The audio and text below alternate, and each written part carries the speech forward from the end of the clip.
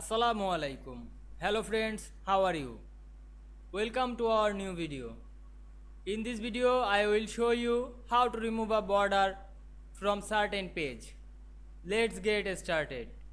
At first, we have to open our document with some text and some page. Now we want to remove a border certain page. Click the first page and go to the layout menu. Then click breaks option and select next page. Then again apply this process another page.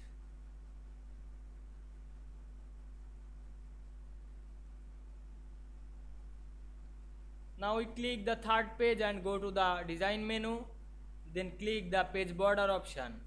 Then select none and choose this section to apply to the drop down menu. Then finally click OK.